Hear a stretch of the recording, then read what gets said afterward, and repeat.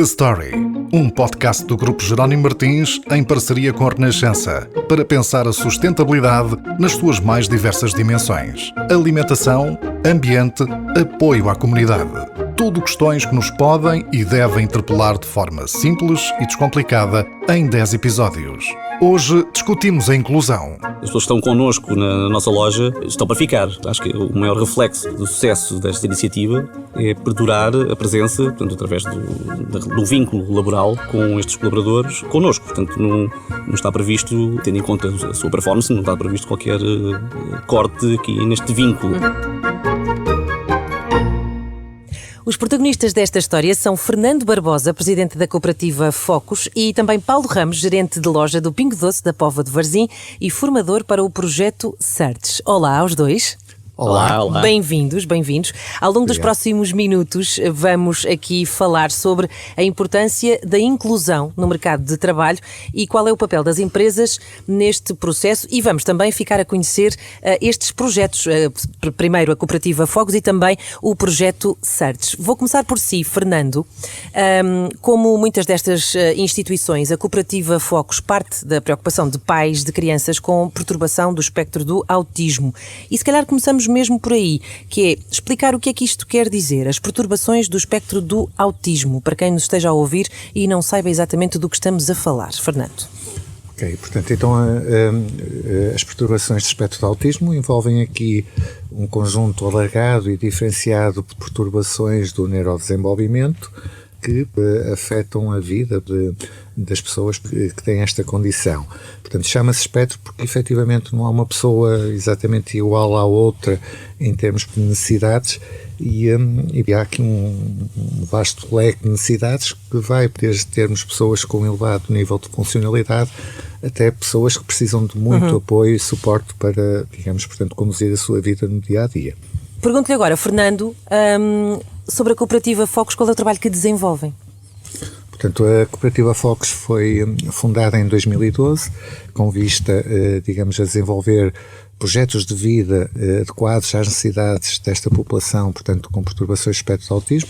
Isto porquê? Porque eu tenho um filho com uma perturbação, portanto, do espectro de autismo e, a partir de determinado momento, as respostas sociais existentes de alguma forma não satisfaziam, portanto, as minhas necessidades, e com um conjunto de pais de todo o país, as fundações Luís Bernardo Almeida e Dr. Luís Aguiar Soares, lançamos este projeto, visa, portanto, efetivamente, desenvolver projetos de vida individualizados para a integração. Essa população. Exatamente. E pergunto-lhe, Fernando, da sua experiência, quais são os grandes desafios dessa integração social ou profissional destes jovens? Desde logo começa pelos estereótipos, não é? As pessoas têm aqui, portanto, eu próprio na altura tinha uma ideia, quando ouvi falar pela primeira vez de uma perturbação de espectro de autismo, tinha aqui uma ideia que não corresponde, digamos, portanto, à verdade. Isto porquê? Porque na altura tinha visto em 88, se me falha a memória, um filme, o Rain Man, que caracteriza, portanto, uma pessoa com uma perturbação de espectro de autismo com um elevado nível de necessidades de apoio. E essa imagem ficou, não é? Eu penso que temos tendência depois a colar, não é? Exatamente. Achamos sempre que é sempre assim e não é verdade. Exatamente, não é? E não é verdade. É um espectro, é uma coisa muito abrangente. Exatamente. Portanto, e desde logo essa é a primeira dificuldade com que temos que lidar e compete-nos, portanto, tentar desmistificar este tipo de preconceitos, não é? E muitas vezes a informação enviesada que existe, porque efetivamente é um espectro e as necessidades são completamente diversas de pessoa para pessoa. É quase cada caso é um caso, não é? É um caso, exatamente. Vou aqui agora passar a palavra ao Paulo, que trabalha no Grupo Jerónimo Martins, como gerente de loja do Pingo Doce, já aqui o dissemos, e que é um dos responsáveis precisamente por acolher todos os anos uma série de jovens, como estes de que o Fernando, aliás, está a falar, e dar-lhes experiências de aprendizagem num contexto de trabalho, através deste projeto Certes. Prometemos que íamos falar sobre ele. Paulo, antes de mais, vou perguntar-lhe em traços assim gerais como é que este projeto funciona. Ora bem, como disse, e bem, não é a primeira vez que recolhemos projetos idênticos àquele que estamos aqui agora, que nos trouxe aqui hoje.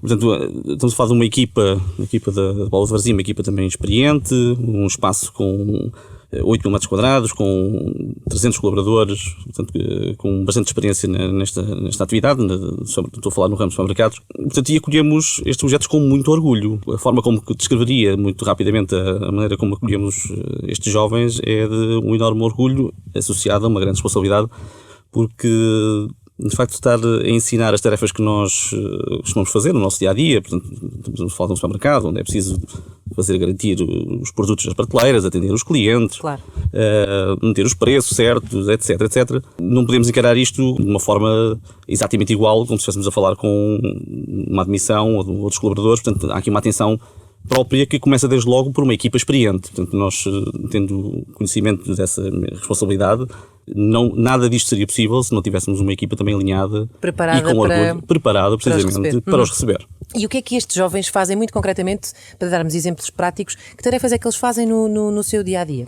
Olha, se pensarmos numa ida nossa a um supermercado, a nossa expectativa é que realmente os produtos estejam nas respectivas prateleiras, não é? Que tenham um preço informado, que seja o preço que nós pagamos na caixa, e que cada vez que temos alguma dúvida possamos encontrar alguém a quem nos dirigimos para procurar um aconselhamento. Estes jovens fazem tudo isto. Portanto, toda esta expectativa que nós como clientes temos quando vamos a um supermercado é correspondida inteiramente pelos jovens. Portanto, não há aqui nenhuma diferenciação nesse aspecto. Portanto, o que eles fazem é atender o cliente, falar com o cliente sobre alguma dúvida que tenham, quando são solicitados, ou então disponibilizando ajuda. Portanto, fazem a precificação dos artigos, garantem a reposição dos mesmos, apoiam os colegas de equipa, porque o supermercado está dividido em diferentes áreas e às vezes há mais trabalho numa área do que noutra. Portanto, fazem tudo aquilo que um outro colaborador qualquer faria. E como é que as equipas de trabalho, portanto, não só as pessoas com quem eles trabalham, mas depois também os clientes reagem a estas iniciativas? Porque se é verdade que eles entram para uma equipa que está perfeitamente preparada e adequada para os receber, depois a verdade é que todos os dias entram muitos clientes no supermercado que se calhar muitas vezes não sabem, não estão ao corrente deste projeto, por exemplo. Como é que têm sentido isto na prática, no terreno, no dia-a-dia? Uma vez, os clientes desempenhando funções regulares ou normais, como acabei de escrever, muitos dos comentários que poderão querer fazer ou sentir não nos chegam. Portanto, um ou outro, naturalmente, que fará essa manifestação, mas não é algo que nós recebamos porque, como disse, nós encaramos a prestação destes colaboradores de uma forma normal. Portanto, também é da mesma forma normal que depois os clientes os veem cada vez mais normal. Gostaríamos mais que fosse... E isso é parte quase da chave do sucesso também de tudo isto, precisamente, não é? portanto, não fazemos nenhuma diferenciação, eles não têm nenhuma farda diferente, não têm nada que os diferencie dos restantes. Portanto, se houver algum cliente que nota alguma diferença, essa diferença não nos chega. E quando nos chega é no sentido positivo. Naturalmente que isso tem que ser explicado cliente a cliente, quando é esse o caso, de qual é o âmbito da presença dessas pessoas dentro da nossa loja. Mas diria eu que é raro que isso aconteça porque, e sublinho, não há nenhuma diferenciação na postura ou na prestação face ao cliente que estes jovens têm dentro da nossa loja. E tem alguma história, alguma história que vos tenha tocado particularmente ao longo deste projeto? Porque muitas vezes também recebemos muito em troca, não é? Suponho que de certeza que tem alguma coisa para nos contar, Fernando e Paulo.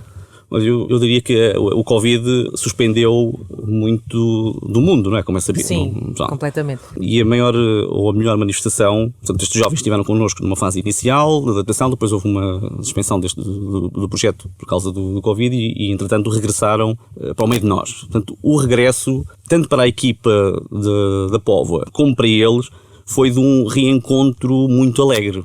Portanto, como aconteceu um bocado por todo o mundo, mas demos aqui umas boas-vindas e sentimos o carinho das pessoas no seu regresso e, ao mesmo tempo, o carinho das pessoas que lá estavam em recebê-los novamente para o seu seio. Portanto, esta é a melhor história que eu posso contar, é esta alegria de ter de volta, de regressar a este contacto com estas pessoas.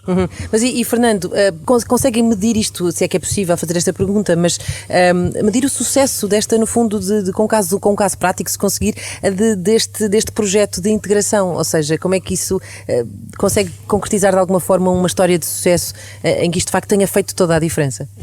Sim, nós temos várias histórias de sucesso, porque o programa, portanto, veio na sua 4ª edição, portanto, terminou agora a sua 4ª edição e acolhe entre 10 a 12 pessoas, portanto, em cada uma das edições e, efetivamente, sobretudo, portanto, aqui a medida do sucesso é para os jovens em si e é para as famílias, não é?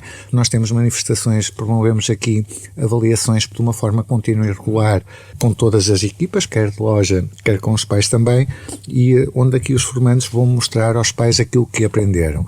E é curioso ver a reação dos pais que dizem que nunca pensaram que o filho fizesse coisas daquelas, não é? Exato. Portanto, as atividades que são aqui demonstradas. Por outro lado, a autonomia deles, portanto, nós temos pessoas que nunca tinham andado, um exemplo disto, até de transporte, vou dar aqui um exemplo prático de Guimarães para Braga, em transporte público, e, portanto, os pais, na primeira abordagem, estavam muito preocupados com o que pudesse acontecer. Apreensivos, claro. Completamente, muito protetores, como é normal também, e esta rapariga, portanto, foi formada para fazer esta deslocação e vai sozinha para todo o lado hoje em dia, não é? Claro. E temos outros exemplos, portanto, desde comprar em casa, terem a sua autonomia, irem de férias para a Alemanha, etc. Há todo um conjunto de histórias, mas acima de tudo a tranquilidade dos pais de saberem, e que neste caso em particular entregam os filhos ao cuidado de uma organização que cuida deles e que, portanto, acima de tudo veem o futuro deles, não é? Que é aquela preocupação que têm quando... Claro, a ideia do cuidar, claro, exatamente. Obviamente. Mas de facto é impressionante como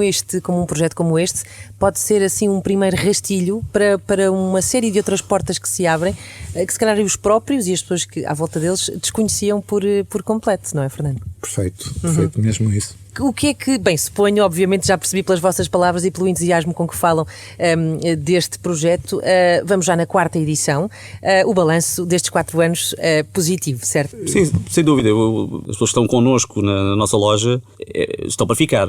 Portanto, já estão connosco, acho que o maior reflexo do sucesso desta iniciativa é perdurar a presença, portanto, através do vínculo laboral com estes colaboradores connosco. Portanto, não está previsto, tendo em conta a sua performance, não está previsto qualquer corte aqui neste vínculo. Portanto, acho que isso é uma forma de tornar esta inclusão igual a qualquer outra análise que faríamos com outro qualquer colaborador. Portanto, acho que é um reflexo do sucesso destas edições. As pessoas estão connosco e é para ficarem. Não sei se... Sim, Fernando, diga. Nós também temos uma forma de medir isto, que é exatamente o número de pessoas que ficam, digamos, a trabalhar no grupo e registamos com muito agrado que, mesmo neste período com o Covid, não é? Portanto, que foi um período desafiador para toda a gente, nenhuma das nossas pessoas, portanto, os nossos formandos, se eu puder dizer assim, e atualmente trabalhadores do Grupo Jerónimo Martins, foram despedidos. Isto acho que também é um sinal que atesta a qualidade da intervenção a nível global. Sim, se dúvidas houvesse, de facto, essa taxa de retenção, chamemos-lhe assim, é um indicador bastante positivo. Não sei se querem falar de algumas novidades que estejam previstas para os próximos tempos. Nós, internamente, dentro da loja, as pessoas que temos connosco, elas desempenham funções em secções específicas e o que temos previsto é fazê-las rodar e experienciar outras secções de maneira a ampliar o seu conhecimento dentro da operação de um supermercado Pingo Doce. Portanto, estão 2 colaboradores na área dos iogurtes e congelados e temos outros 2 na área das bebidas e na parte da perfumaria e detergentes.